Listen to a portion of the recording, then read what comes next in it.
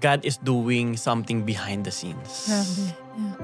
Naakala natin walang nangyayari. Kumbaga sa isang performance, alam mo yun, yung parang Les Miserables, parang mga ganong klaseng musical play or theatrical plays na parang bigla na lang nagsara. Yung curtain, the big curtain, di ba, ng stage, bam! Hindi mo pala alam na behind that curtain, may mga inaayos. May mga nire-ready. Di ba? May mga pine-prepare. In the season of silence, we tend to question God a lot.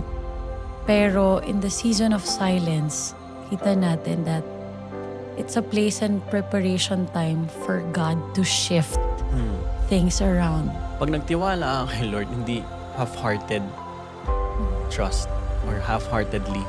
Pag nagtiwala ka, it involves everything. It involves your heart.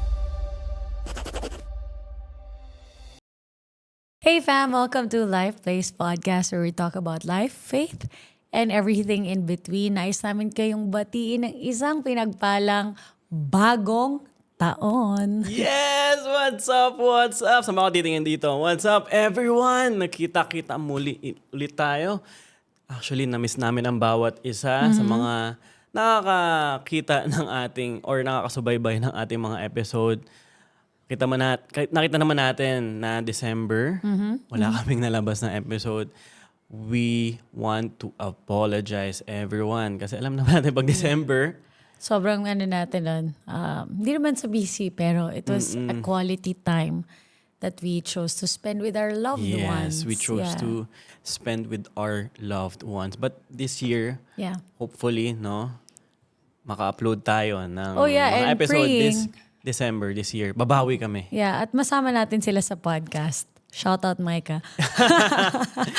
Wow, what's up? Okay. All right. So today, nais namin maging straightforward na. Let's proceed to what we're going to talk about. And I believe na sobrang timely nito. Kasi bagong taon, alam ko marami sa atin ang nag-iisip nung mga paano ba natin uli ipapamuhay yung mga salita ng Lord? Kasi syempre it's a new year. Besides sa bagong kulot mo, ano pang bago sa'yo? Just kidding aside, di ba? May mga bago tayong nais maranasan na from the Lord.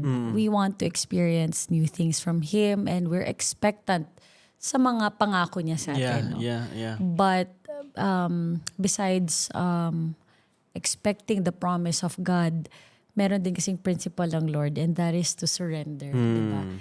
And one of my questions during my journey sa Panginoon, and I believe ikaw, I don't know if you encountered this, but do you often ask yourself, Lord, have I truly surrendered? Or how do I know na tunay nga akong nag-surrender sa'yo? I don't know. Kasi may mga times na sinasabi natin, Lord, I truly surrendered my life, truly surrendered my love life. Yeah. Sa mga truly surrendered naghihintay. my work. I truly surrendered my studies. Truly surrendered these things, this and that. Pero why do I still feel anxious? Correct. Why do I still feel controlling and That's right. stressed? Right. Sa mga naghihintay din, di ba? Ako rin duman sa ganun na, Lord, pangako mo na hindi ako mag-iisa. Thank you, Lord. Kasama kita, di ba? May hinihintay kang pagpapala, may hinihintay kang tao. Yan, sa mga naghihintay, sa mga single. Or promotion. Hinihintay mo yung promotion sa trabaho. Kasi naging faithful ka naman.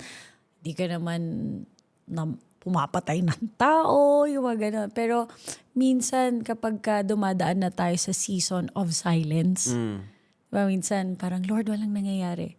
Pero sinurrender ko naman sa'yo, Lord.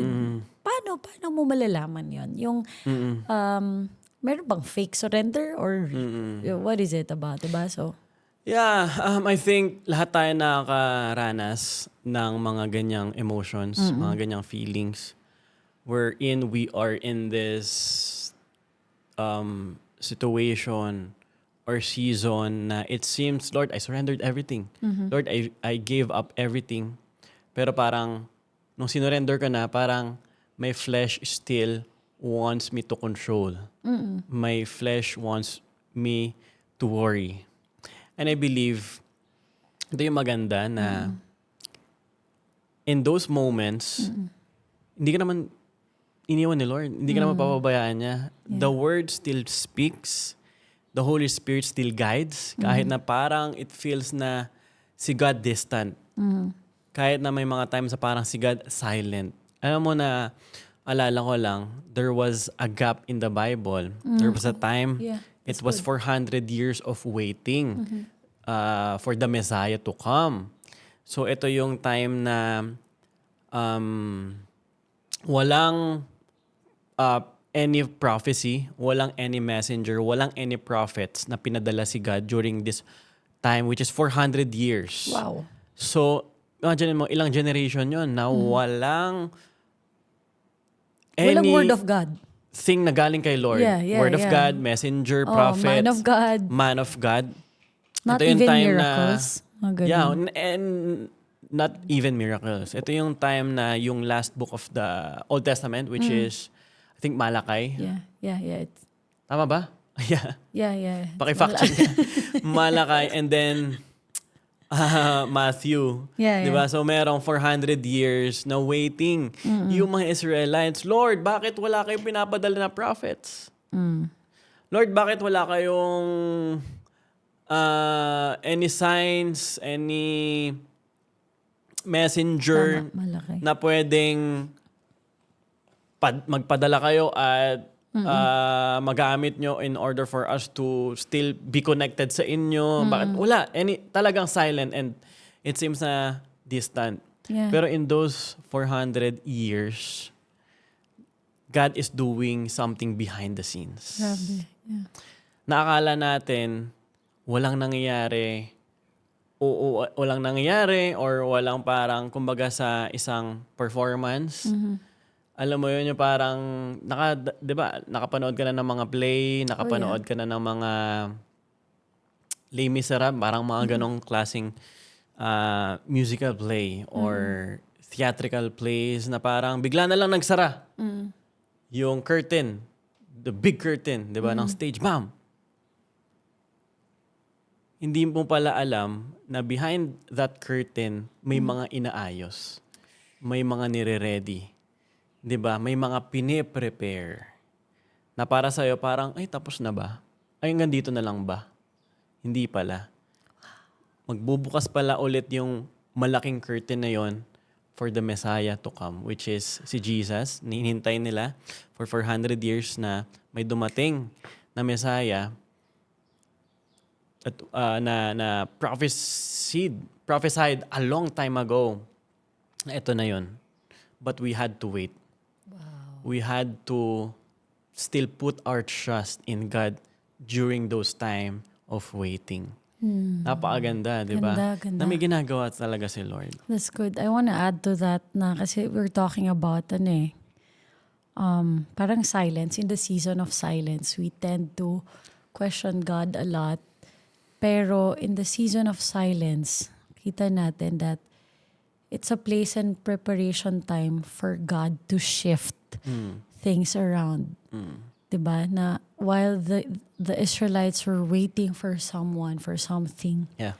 piniprepare lang pala ng Lord for a major shift from the Old Testament to the New Testament. So parang as we reflect in our life, hindi ibig sabihin silent si God, iniwan niya na tayo. Ba? Kasi pag and we are so anxious about so many things, we think of negative thoughts na parang wala na atang Diyos sa buhay ko. Bakit yung iba, sinagot niya na? Ano bang nagawa kong pagkakamali? Pero doon pala sa silence, it's a preparation for a new season sa buhay natin. And we want to talk about yung practical ways of how do you really know na nag-surrender ka talaga. Diba? I believe may wisdom si Lord na iniwan sa atin as believers na paano ba malaman na tunay kang nag-surrender sa Panginoon? I think for me, we go back to what the scripture says in Proverbs 3:5-6. Well known when it comes to trusting God. Trust in the Lord with all your heart and lean not on your own understanding, but in all your ways submit to Him, That's right. and He will make your path Straight. straight. Maganda yung word na trust in the Lord with all your heart. Ibig sabihin, pag nagtiwala ka kay Lord, hindi half-hearted trust or half-heartedly. Pag nagtiwala ka, it involves everything. It involves your heart. Ngayon, sabi sa Bible, the heart is Deceitful. deceitful, di ba? The heart is the center of your being na dyan nanggagaling lahat Lahat, eh. yeah. It springs forth, sabi sa Life, Bible. yeah. It springs Yeah, yeah. forth life. So, malalaman mo practically when you no longer, when you are really surrendered and when you are really trusting the Lord, when you no longer have the control. Wow. Pag sinurrender mo na kay Lord, huwag ka nang babalik pa at i-stalk yung ex mo. Ayun. Diba? Pag nag-surrender ka kay Lord, ibigay mo na eh. Diba? Ibigay Parang mo na. binigay mo na kay Lord. Diba? Yeah. But you know, our flesh still creeps in That's right. That's from right. time to time. Oo. But para sa akin, it's a daily thing. And it's a Yeah. daily walk. Surrender is Daily, not a one-time. struggle. It's not a one-time. One-time thing. It's a daily decision. Wow. And also a discipline. Wow. Na makikita mo, nagpo-progress ka, makikita mo na lang sa huli, hindi na ako nai-stress dito. Hindi na ako nag-worry. Kasi merong word of God na papalakas sa akin, merong Holy Spirit na gag-guide sa akin, Yeah. at merong rin church na nag-encourage sa akin. And we have Jesus as a greatest example of surrender. Exactly. Ano Yeah. nangyari sa Garden of Yeah. Gethsemane? Yeah, nakita natin na he really struggled with yung will ng Father. Sabi niya, Lord, may this cup. Sabi niya, can this cup pass over me? Na parang gusto niyang, ayoko na Lord. Pwede bang iba na lang in my interpretation? Parang, kung pwede lang, no, na may ibang choice dito, wag ako, parang ganun eh. But here, God showed us, Jesus showed us that when even him, he struggled with surrender. And surrender is not just a feeling na I feel like I want to surrender. Yeah. No, it's a choice that you have to make. I like what you said na it's a daily decision and it's a discipline na hindi mo nahahawakan yung control. Yeah. Kasi may sinabi na si Lord sa'yo. And that's what I love about God. When you surrender to God, it's not defeat. It means victory. Diba? Victory. Kasi may pangako na siya sa'yo. But yun nga, the reality behind that is you still struggle with anxiety. You still struggle with unsure thoughts na totoo ba to? You know, ano bang mangyayari right after? So it's not just, for me, surrender is not just about yung declaration na okay, I surrender to God, I surrender to the Lord. Pero ang tunay na surrender, makikita mo sa choices. Yeah. Diba? Kapag na-tempt ka na, okay, balikan ko muna si X. Delete. Diba? May ganun eh. Or makikita mo kapag ka na-anxiety ka sa workplace, gusto mong siraan ng ibang tao para ikaw mauna kasi you're pwede feeling yun. anxious. Yeah. You just stay quiet instead of gossiping about a certain person. Kasi surrendered na eh. Diba? Nakikita sa choices natin. Isa pang indication para malaman mo na you truly surrendered something to God is that you stop forcing clarity. Oof. A lot of times as Christians, sinurrender natin kay Lord, pero gusto natin immediate yung result ng ating surrender. May clear na kagad, pakita, bam. Pero faith doesn't move that way. It's not faith anymore if you want clarity. Diba? It's not faith anymore if your spirit is not being empowered along the way. Kasi you want immediate result. You want immediate clarity. So malalaman mo na you surrendered something to God if you're okay moving forward without full answers. Wow. It's okay para malalaman mo na okay lang. 'Di ba? Na hindi ko agad makuha yung mga full answers. That's right. That's surrender. Wow. That is faith. Kapag you demand clarity, minsan sasabihin mo pa, Lord, bigyan mo ako ng sign. Bigyan mo ako ng maraming senyales. But sometimes the sign that you're asking for is already the word of God, diba? Yeah. And kapag ganun yung parang nararamdaman natin minsan, you want to rely on your emotions.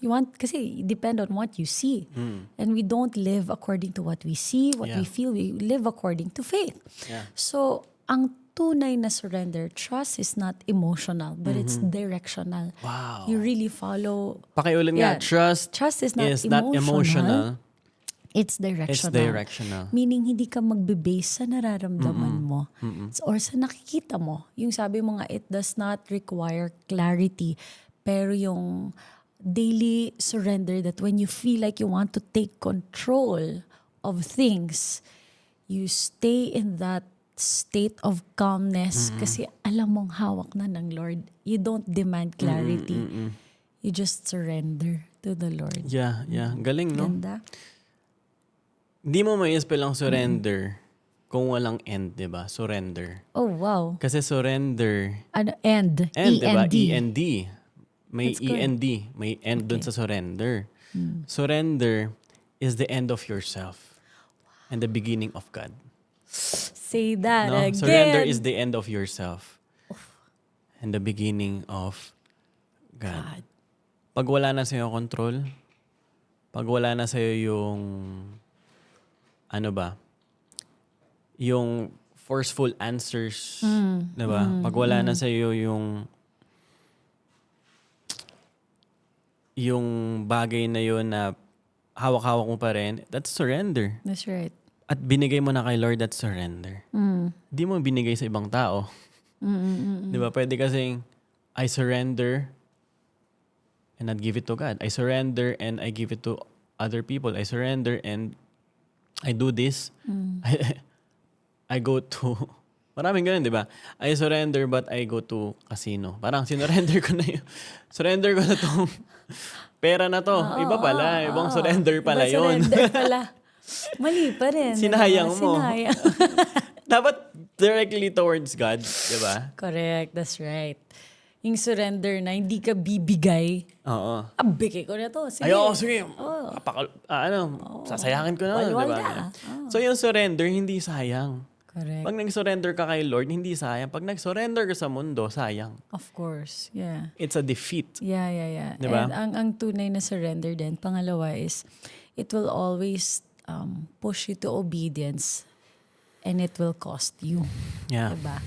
Kapag nag-surrender ka sa Lord, talagang may kailangan kang iwan behind. It will cost you your pride. It will cost you your comfort zone. Yeah. May naalala lang ako nung isang Sunday during Christmas season, last December, yung mga Magi's. Nung pumunta sila kay Jesus, may dala sila, di ba, na offer, Gifts. na gift, treasures, yung gold, frankincense, mga And ganon, myrrh, myrrh, ganyan. So, natutunan ko is that pag nagbigay tayo kay Lord, kagaya ng mga Magi's na to, nagbigay sila ng treasure kay Jesus, baby Jesus, 1-year-old, 2 years old Jesus. Bigay sila ng treasure. Itong mga Magi's na to, ang natutunan ko is that kapag may binigay tayong treasure, pag may sinurrender tayo ng isang bagay kay Lord, sinasabi natin, Lord, you are more important than these treasures. Pag may binigay tayo, pag may in-offer tayo at may sinacrifice tayo kay Lord, we are saying as if, Lord, you are more important than this. That's good. So ganun rin, when we are surrendering something to God, when we offer something to God, pag may binibigay na tayo na treasure, something na mahalaga for us, we are saying, Lord, you are more important than this. Kaya ako binibigay sa'yo. Wow, that's good. Ganda Diba? nun. Ganda Na, Lord, hindi itong mga treasures na to, master ko. Or Lord ko. No? Or ito na yung everything ko. 'Di ba? May mga times kasi na patuloy natin hold back yung mga bagay sa buhay natin, relationship, future natin. Kasi una sinasabi natin, hindi man sinasabi na ating bibig, baka sinasabi na ating puso, sinasabi natin, this thing is still important than God. Sakit doon. Di ba? Kaya hindi natin ma-surrender kasi baka sinasabi ng ating puso or sinasabi ng ating isipan subconsciously, Lord, you are still this thing still important than you. Yeah. Kaya hindi natin let go kasi That's right. That's your God. That's it's your your God. idol. Exactly. That's your idol. Diba? Makikita natin, surrender is not just found in declarations, but through choices. Like what you said, yung Magi's, they had to give up, surrender something. Nakita sa action. So, reflecting back sa ginawa ng Lord last 2 years ago sa atin, makikita mo, kumbaga, a tree that is fruitful, you see the fruits, diba? Makikita mo, you will know them by their fruits, you will know them by their actions, na ang tunay na talagang sumuko sa Lord, makikita mo siya through actions. Yeah. And when I encountered that multiple times, no, hindi lang multiple times, but I guess the most major na encounter ko of surrender was when I had to leave my hometown. Oh. I had to leave my family, even the ministry. I mean, hindi ko naman talaga ito iniwan per se, but I had to obey the instruction of the Lord in my life. And nakita yon sa pag-let go ko of those things in order for me to embrace yung panibagong season. Panibagong season. The panibagong season ng Lord. Kasi if not, I would have stayed in my comfort zone. Alam ng Lord, comfort zone ko yun eh. Hindi ako makapag-grow in my faith. Yeah. Laging nakasandal ako sa isang bagay o sa mga tao na nakapaligid sa akin. At sila na yung magiging Diyos ko. Kasi dependent ako sa kanila. But the Lord allowed everything to be stripped away talaga. From my dad to the ministry, everything. Lahat. Hindi ko na detalye. Pero doon pala hinihintay lang ng Lord na ibigay mo sa Kanya yon. Siguro at the first time na may inalis ang Lord, 50-50 pala sinurrender ko sa Lord. Hanggat hindi mo na ipapasa, uulit at uulit kayo in the place of surrender. Yeah. Yun ang nakikita ko lagi sa Lord. Kailangan, pag may binigay ang Lord sa'yo na situation, whether it's a relationship, for example, alam mong hindi na siya tama sa'yo, pero binabalikan mo pa rin. Or alam mong hindi tama yung isang bagay, binabalikan mo pa rin. Uulit lang siya ng uulit. It will cause you unnecessary pain. Unnecessary pain. There are pains that will allow you to grow and mature. Sabi ng James, diba? That count it all joy when you go through affliction kasi it will produce endurance. Pero meron ding unnecessary pains na nangyayari sa buhay natin because of wrong decisions. Exactly. Na hindi mo alam, you're just one step away to your breakthrough. Pero it just costs one surrender. Yeah. Ito rin natutunan ko sa mga sinabi mo. Kapag hindi natin kasi masurrender isang bagay, kapag hindi tayo fully nag-obey, we are also withholding the bigger blessing that God has for us. Withhold mo. Pag hindi ka nag-step out in faith, pag hindi mo binigay ito kay Lord, pag hindi ka nag-surrender, it just means na withhold mo yung mas malaki pang blessing na pwedeng ibigay sa'yo ni Lord. That's right. Nakakala natin, Lord,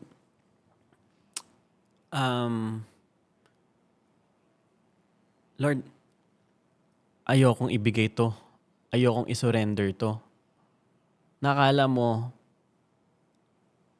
na yung bagay na hawak mo, bagay na kinokontrol mo, could be your work today, it could be your assignment today, could be something na withhold mo at hindi mo mabigay-bigay kay Lord, hindi mo masurrender sa Kanya na sinabihan ka na niya na i-surrender mo pero hindi mo bigay-bigay, wini-withhold mo yung isang bagay na pwede mong masabi in the end, Lord, thank you. Kasi hindi ko pala dapat i-enjoy yung sarili ko sa maliit lang na bagay na to. Correct. Hindi ko pala dapat i-enjoy yung sarili ko sa place na to. Na it feels right now, it is comforting. Diba? Or comfortable ako dito. Pero when you now surrender and you act upon dun sa instruction or pinapagawa sa'yo ni Lord, which is for you, in your case, you have to, leave everything. Wini-withhold mo lang pala si Lord. So, yung surrender natin, akala natin, parang it seems for us na, yes, masakit siya. For a moment. Mahirap siya. Mahirap mag-sacrifice. Pero sobrang rewarding siya in the end. Sobrang fulfilling siya in the end. Ganun yung faith na yung faith na binigay sa atin ni Lord, it's about us receiving something bigger from Him as well. For you, mas mag-multiply ka. Diba? For you, mas mag-multiply yung calling mo. Mas marami kang mabibless. Just like Abraham. Naalala ko lang si Abraham. No? Tinawag siya ni Lord. He obeyed. Mas maraming napagpala. Oh, yeah. So, ang ganda nun kasi ang tunay na surrender, it will change your prayer life from, Lord, ayusin mo tong sitwasyon ko, to, Lord, ayusin mo ako. Wow. Diba? Yun ang tunay na nagsusurrender sa Panginoon. Sabi mo nga kanina na ang tunay na nagsurrender, for a moment, mararamdaman mo yung pain. Minsan ang surrender, it's not eradicating the pain, diba? But choosing the promise of God over the pain. Makikita mo that the greatest level of your joy will come from the deepest level of your surrender. Wow. Diba? Yung kahit, good. yung pinaka-masakit, pinaka-mahirap bitawan. But out of that, like Jesus, diba? Yung crucifixion niya was the deepest level of his surrender. But after that, he experienced the greatest level of joy, which is not just his resurrection, pero but tayo, us, yung salvation the church, natin. yeah, Exactly. being with Him forever. So, exactly. We want to encourage everyone who's listening to our podcast today na kung may bagay ka man na parang nahihirapan kang isurrender sa Panginoon, be of good cheer. Rejoice kasi inaalaw ka ng Lord ngayon na maayos ang puso mo. Yeah. And God is with you through that process. Through that process. Ikaw, anong gusto mong isabihin sa encouragement? At Yun. encouragement? Sobrang na-encourage yun ako sa mga sinabi mo. Kita ko parang teary-eyed ka kanina. Si ano kaya? Normal eye ko lang.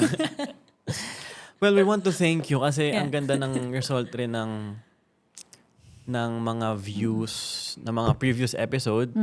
Especially yung, if I'm not mistaken, episode 5 ata about waiting. That's right. Ang dami nag-view, surprisingly. And we really Thank you for tuning want in. to thank everyone na nag-view. Especially lahat ng mga nag-comment. Ang ganda ng mga comment nila. Praise God. Mga testimonies. Salamat sa Diyos, walang may mga nag-struggle negative rin comments. pala.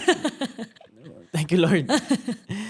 May mga nanonood all the way from Mindanao. Yeah. May mga nanonood all the way from Dubai ata or Kuwait somewhere. Yeah.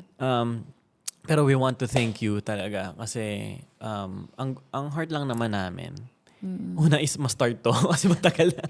Hindi namin na-start to. Pangalawa, ang heart lang rin namin is to just win. Just one soul. One soul is Just yun lang. enough. Yeah. One soul is enough. One soul is enough. Kasi hindi namin alam that one soul will win millions. Diba? And that Kaya is yun you. lang yung goal namin. That is you. You know, kung ikaw nakakarinig at laging nag-tune in, sumusubaybay dito sa aming podcast. Hindi mo alam yung impact na pwedeng mangyari sa buhay mo. Pwedeng gawin ni Lord through your life. Amen. And we appreciate everyone. Well, nakita namin dun sa isa pang analytics no, dun sa aming YouTube page, 90% of you are not yet subscribed. So we want you right now to click the subscribe button. We would really appreciate na maka-subscribe kayo. It's not just for us. It's really not ever for us. Hindi po para sa amin to. It is for someone like you. For someone na kailangan ng encouragement sa kanilang mga buhay. And nandito lang kami, Life Place Podcast, to journey with you. At maraming mga magaling ng mga podcast dyan na mas magaling pa sa amin, mas maganda yung setup. But we really appreciate you being here sa aming podcast. We want to promote, syempre, Life Place. If you have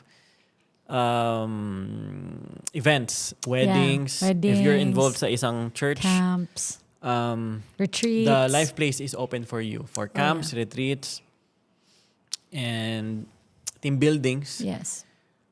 You could be a blessing for your church. Yeah. So, Tune in kasi may napakagandang surprise ang Life Place this 2026. oh yeah, of course. Tune in kasi we have so much surprises Of ahead course. this year, and we'd like for you to journey with us as well as Yeah. we surrender Surrender this Life Place this podcast. Life Place to you, to the Lord. So Yeah. the place is open. Message us if you want to visit. Oh yeah. If you want to have an ocular visit, message the Facebook page of Life Place. Just type Life Place. Makikita niya yan, Life Place Alfonso. Meron din tayong website, Life Place Alfonso. If you want to know more about Life Place, like and subscribe. Yeah. Thank you guys, and can we leave a short prayer para of sa course. mga tao din na nakinig. Sige, today? let's pray. Father God, we just thank you for your presence. Thank you, God, for everyone who have tuned in today's episode. May you just bless them. May you also guide them with your spirit. And may we live in our daily walk with you surrendered. Binibigay po namin lahat sa inyo. Take control of our lives. Bless everyone. In Jesus' name we pray. Amen. God bless everyone. God bless everyone. Peace.